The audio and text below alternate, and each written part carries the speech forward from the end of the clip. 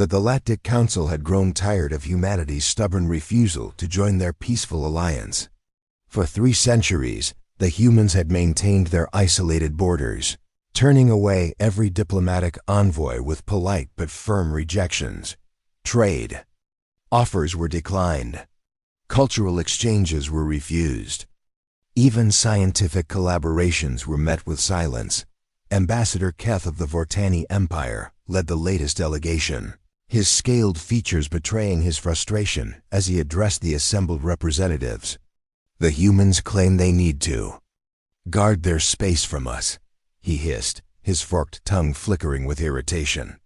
What arrogance drives these primitive beings to believe they have anything we would want?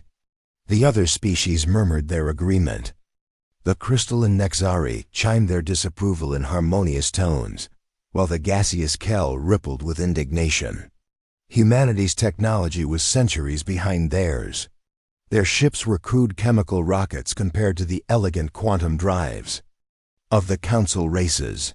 Their weapons were basic plasma cannons, while the galaxy wielded reality-bending force projectors. Commander Vex of the Hegemony Defense Force stood from his position at the war table.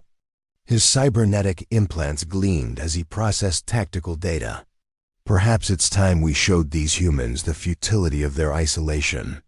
A simple demonstration of power should convince them to join us willingly.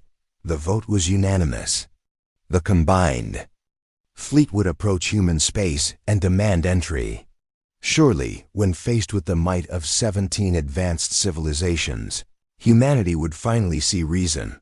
3 weeks later, the massive armada assembled at the edge of the solar system. Nearly 10,000 ships stretched across space, their hulls gleaming with exotic materials and bristling with weapons that could crack planets. At the center, Admiral Kor's flagship, the Dominion, commanded the formation with its reality warping capabilities. Transmit our message, Admiral Kor ordered his communications officer. Tell the humans we come in peace, but we will no longer accept their refusal to join galactic civilization. The response came swiftly from Earth's primitive stations. This is Admiral Torres of the Terran Defense Force. You are not welcome in our space. Turn back now. Admiral Kor's mandibles clicked in amusement.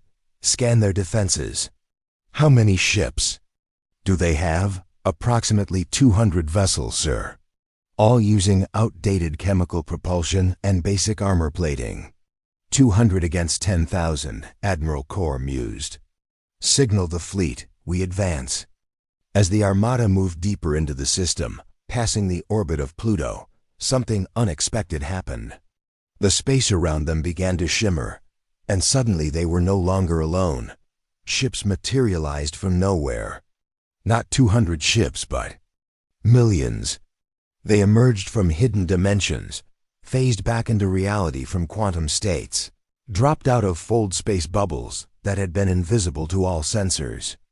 The human fleet stretched beyond the horizon of space, each vessel bristling with weapons that the galactic database couldn't identify. Admiral Kor's tactical officer's voice cracked with disbelief. Sir, I'm reading 47 million human vessels, their technology. It's not registering on any of our scanners. The lead human ship, a massive dreadnought that dwarfed even the Dominion, transmitted a new message. This is Admiral Torres. You have 30 seconds to begin your withdrawal, or we will assume hostile intent.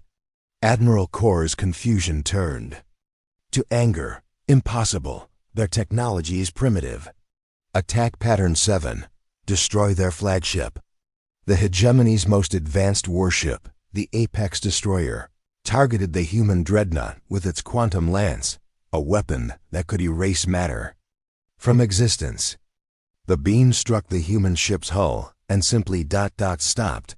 The energy dispersed harmlessly across a barrier that shouldn't exist. In response, the human ship fired a single shot. The Apex Destroyer, along with the 3 ships flanking it, vanished. Not destroyed, not exploded, simply ceased to exist, leaving behind only empty space and the echo of gravitational waves. Unknown energy signature, the science officer reported, his voice hollow. The weapon appears to have folded space-time around the targets, compressing them into a quantum singularity. More human ships began firing. Each shot was precise, targeted, and devastatingly effective. Ships that had been the pride of their respective fleets were being eliminated with casual efficiency. The reality-bending weapons of the galactic races had no effect on the human vessels, while humanity's weapons cut through their defenses as if they were paper. Admiral Kor realized with growing horror that they weren't facing humanity's military. They were facing humanity's border guard. "Sir," his communications officer called out, "we're receiving a transmission from Earth. Put it through." The image that appeared on the screen was not what any of them expected. Instead of a primitive human commander, they saw Admiral Torres standing in what appeared to be a command center that looked like it belonged in a dream. Holographic displays showed real-time positions of every ship in both fleets, while officers worked at stations that seemed to bend reality around them. "Members of the Galactic Council," Admiral Torres began, his voice calm and measured. "For 3 centuries, you have wondered why we humans guard our space so carefully. You assumed it was fear, arrogance, or primitive territorialism. You were wrong." Behind him, the display shifted to show images that made the assembled aliens gasp. Massive structures beyond comprehension, ships that dwarfed planets, technology that seemed to mock the laws of physics. "We don't guard our space from you," Admiral Torres continued. "We guard it for you. Humanity learned long ago that there are things in the dark between stars that hunger for populated worlds. Ancient intelligences that view civilizations as nothing more than resources to be consumed. We have been holding the line against them for millennia." The displays showed battles that had never been recorded in galactic history. Humans fighting creatures of living shadow, defending worlds that didn't even know they existed. Ship after ship of humanity's true fleet, vessels so advanced they made the current galactic technology look like stone tools. "We isolated ourselves, not from superiority, but from responsibility," Admiral Torres explained. "Every ship we build, every soldier we train, every weapon we develop serves one purpose: to ensure that species like yours can continue to exist in ignorance of what lurks beyond the galactic rim." Admiral Kor found his voice. Why didn't you tell us?" "Because you needed to grow strong on your own terms. We learned that civilizations that know about the threat too early either collapse from despair or become so militarized they lose their humanity. Better to let you think we were the threat than to show you the real enemy." The human admiral's expression grew grim. "But now you've forced our hand. Your fleet's energy signatures will have been detected by our neighbors. They'll be investigating soon."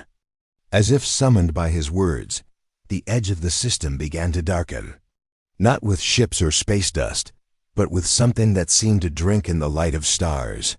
The temperature readings on every vessel began to drop as something vast and hungry approached. "Return to your worlds," Admiral Torres commanded. "Tell them what you've seen here. Tell them that humanity stands guard not because we hate you, but because we love this galaxy too much to let it fall to darkness." The Galactic Council fleet retreated in stunned silence, their worldview forever changed. Behind them, humanity's true fleet moved to intercept the approaching nightmare, just as they had done for countless centuries out in the depths of space. The real war continued, a war fought in silence to protect those who would never know they needed protecting.